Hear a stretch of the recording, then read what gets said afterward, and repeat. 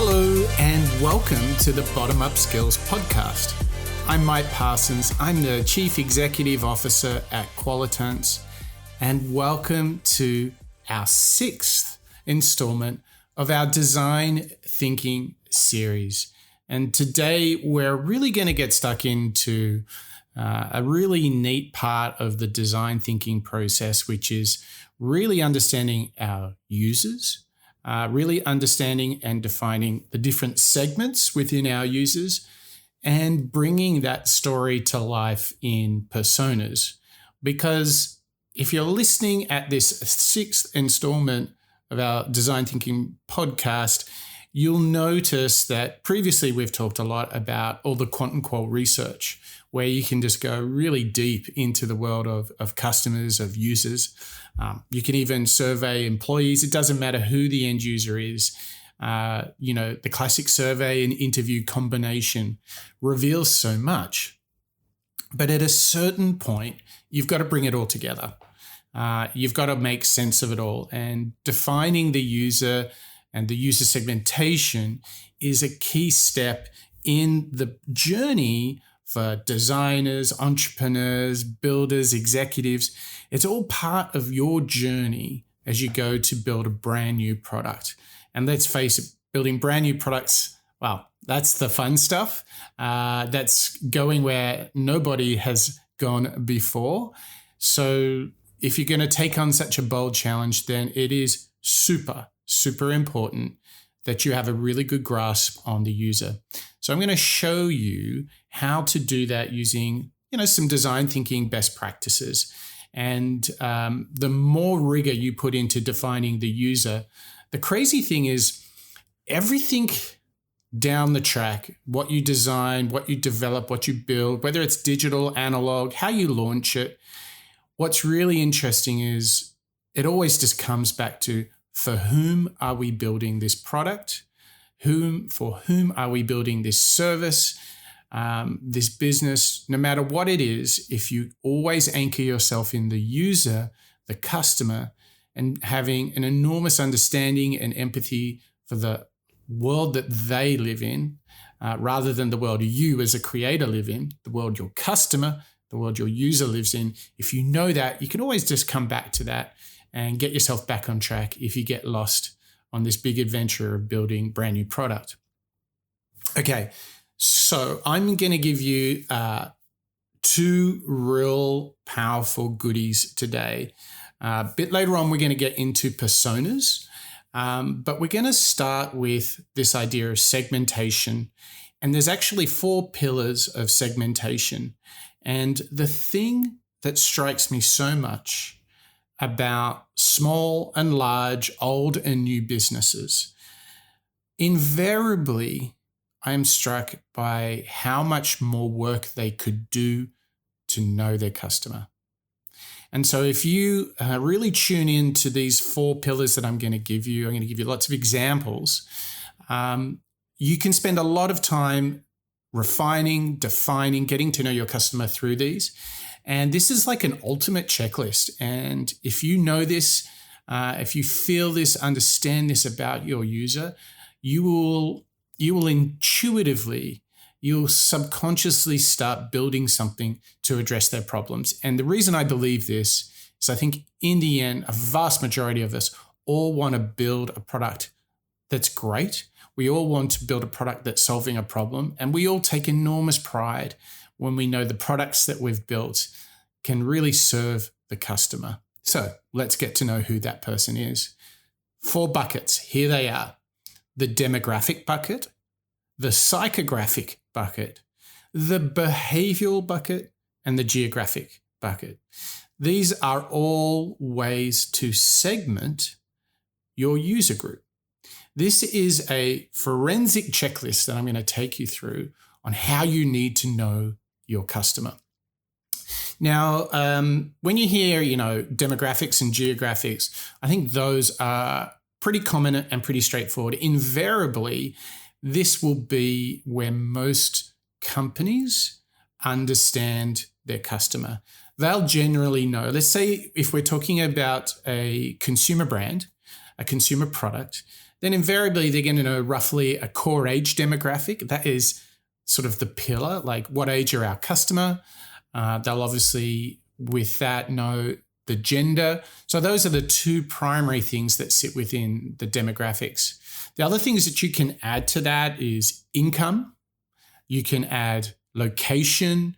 You can explore education, cultural and ethnic diversity, the family environment, and so on and so forth. These are the general demographics by which you know customers. And the classic thing that we often see when we kind of get into demographic segmentation is quite a lot of variance between, if it's a consumer brand again, we tend to see quite a lot of variance based on age. If I'm a consumer brand, invariably older customers have made a lot of brand decisions for marketeers. So they've chosen their favorite brands, and it's pretty hard to shift them there. They've also got pretty strongly built rituals, habits, routines. So it's hard, really hard to get behavior change. Whereas younger customers often, a lot of brands spend a lot of time to capture customers in the earlier age demographic because they know they might be able to build a customer for life. They also tend to be a little bit more open to switching and to jumping around and trying and experimenting with different things. So this is the demographic bucket. Now, I'm going to jump over to geographic because that's also a fairly common way of segmenting. The obvious one is like what city, what country, what zip code, what postal code are they in? And that's the classics there. Now, what's interesting, though, is one of the emerging sort of filters in geographic customer definition, geographic user segmentation, is defining some more contextual geographic items. The first one is, do they live in an urban environment or a suburban or rural environment? So that can be a really interesting filter, particularly when we think about lifestyle products, when we think about products that are attached either to living in an apartment in a more rural setting, in a more urban setting, or whether they have a larger freestanding house, single family home. That would be an example of where you start to get some insights around the geography and the type of urban environment. Okay, so we've got these two. Now, what I'm going to do later is to show you how these all interrelate. But first, let's continue mapping. We've got the first two, demographic and geographic. These are great checklists to go through on how much we know our customer. And I think if you're a consumer brand, you'll obviously know the age and gender, but I challenge you, like, how good do you understand your customers in terms of either cultural and ethnic diversity or education or household income? Those might give you a richer story as to who your user is and what pains and gains they experience. Just to jump over on the other side, geographically, yes, you want to know city, country, zip code, and so forth. But let's go a little bit deeper next time. Let's see, do they live in urban or rural, suburban environments? Try and get into those contexts. So there you have it. So that's the first two. The third and fourth, this is where it gets really, really good. And I'll tell you why. This is where you start to get inspiration from what products they might like and what stories might be the perfect proposition for them to purchase a new product and to start a new behavior. Let's start with the behavioral segmentation. Behavioral segmentation is so great. I think it's a little bit newer in terms of understanding users. There's a lot of behavioral psychologists, behavioral economic experts trying to really unravel this universe. And I think that there is really two pillars to understanding how our users behave. And the first one is, what are their purchasing habits? What are their spending habits? And this is really important in terms of acquiring new customers, but it's also, if you're building a product, you really need to understand how not only they're going to use the product, which we'll talk about in a second, but we need to understand their purchasing and spending habits, because so often one of the challenges brands have is what I commonly see is a mismatch on pricing to the need. So what we're talking about there is we may have created a great product or at least a good product, but the pricing is just way beyond the palate of the user. So understanding their purchasing and spending habits will give you a frame of reference. It might give you some really interesting insights in the switching costs that they might perceive.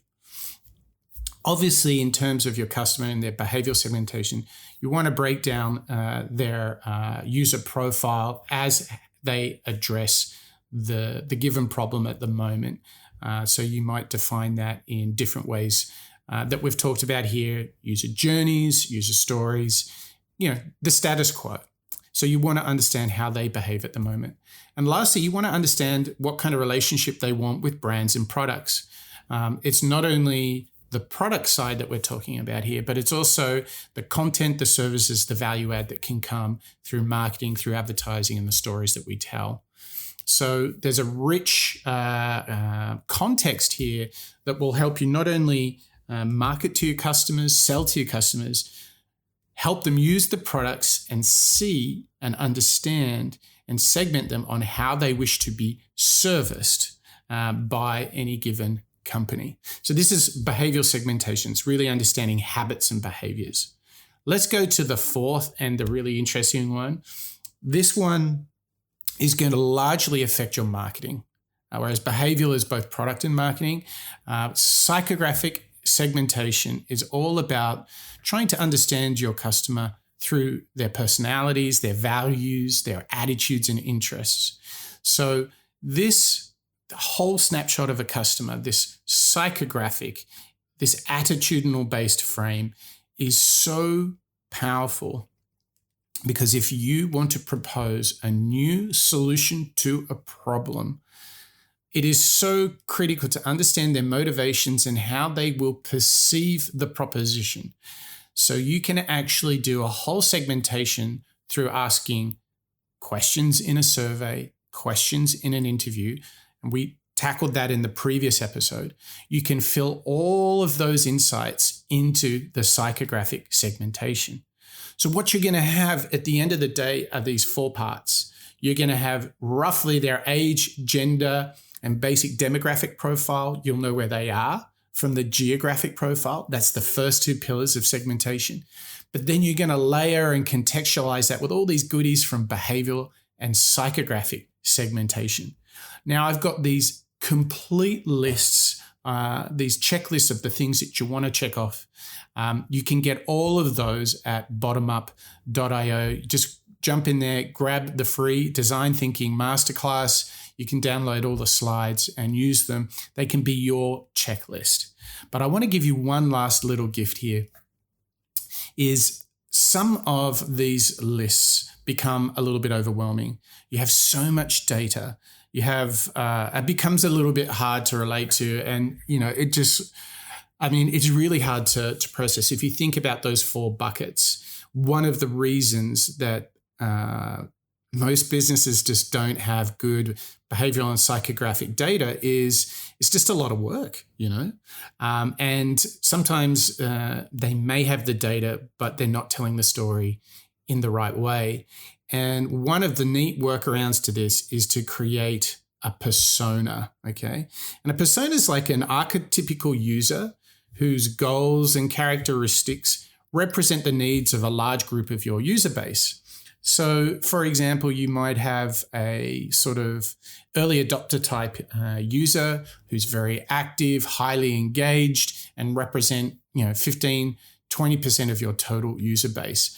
You might have that sort of core user or early adopter persona, and you tell that story, you give them a name, you describe them like they're someone you know. And the way you do that is you describe motivations, perhaps where they might work, typically how they solve the problem now, how they where they get their news from. And these personas are just a great way of telling the story of your segmentation. And it becomes really powerful as well because it's relatable. It turns data into a persona, something that is relatable as if it's your neighbor. And these personas are fantastic. So when you've got those 4 pillars of segmentation, there's a job to be done in putting that into a shareable, understandable, relatable story. And that is a user persona. So just the classic archetype of your different segments. So we've got an example in our masterclass that will serve as a good starting point for you when you go out into the world to build product or service, to go even build a business. So I hope that you've really got some inspiration. Maybe you've just had a little aha moment where you thought we probably need to know a little bit more about the behaviors of our customers or their attitudes. I hope you found something that will inspire you in this episode of the Bottom Up Skills podcast. That's a wrap.